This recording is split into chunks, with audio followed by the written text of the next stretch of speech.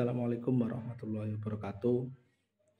Perkenalkan, nama saya Ismail Hasan, mahasiswa Sekolah Tinggi Agama Islam Muhammad Ali Shodiq, Ngono Tulungagung, Prodi Manajemen Pendidikan Islam.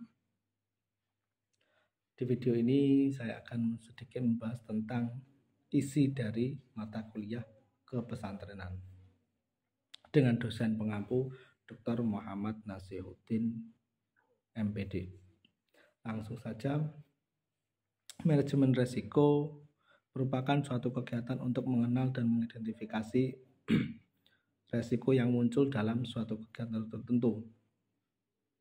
Saat kita berbicara konteks pendidikan, maka penerapan manajemen resiko diperlukan sebagai salah satu bentuk pengendalian atas batasan yang dapat diterima dalam timbulnya resiko tersebut.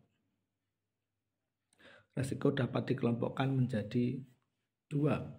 Satu, resiko murni. Dua, resiko spekulatif. Resiko murni adalah model resiko yang wujud efeknya berupa kerugian seperti kecelakaan, kebanjiran, kebakaran, ataupun yang lainnya. Dua, resiko spekulatif.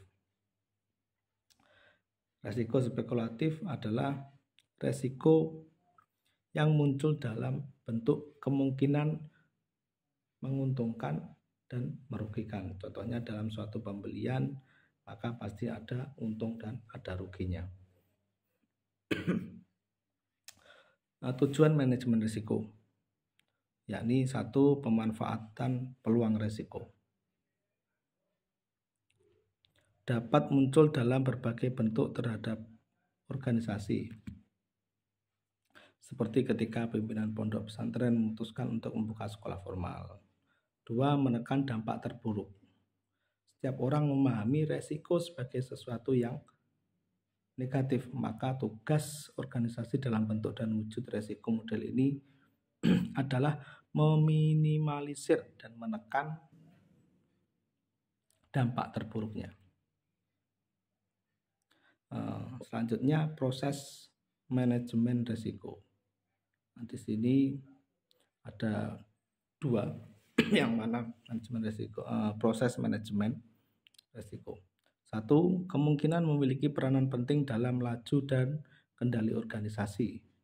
Dua, dalam menentukan lingkup dan kerangka kerja mengelola risiko, terlebih dahulu harus melakukan definisi terhadap lingkungan internal. Lingkup eksternal mengabstraksi konteks manajemen risiko. Selanjutnya, yakni prinsip manajemen risiko. Manajemen risiko suatu organisasi harus mengikuti 11 prinsip dasar agar dapat dilaksanakan secara efektif. 1. Manajemen risiko menciptakan nilai tambah. 2. Manajemen risiko adalah bagian integral proses dalam organisasi. 3. Manajemen risiko adalah bagian dari pengambilan keputusan.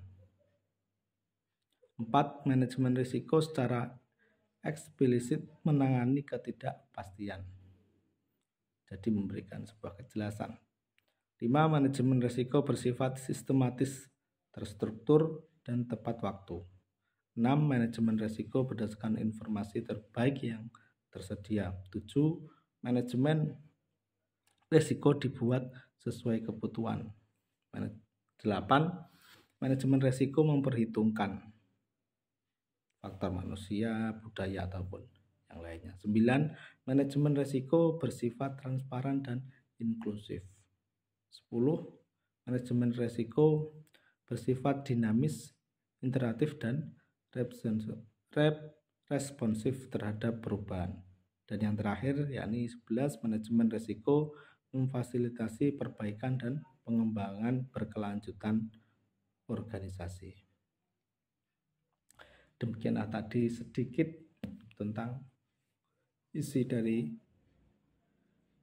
mata kuliah kepesantrenan, yakni pembahasan tentang manajemen risiko. Baik, terima kasih. mungkin dari penyampaian tadi ada kesalahan ataupun yang kurang berkenan dalam hati kalian semua, saya pribadi mohon maaf yang sebesar-besarnya. Sekian dari saya. Wassalamualaikum warahmatullahi wabarakatuh.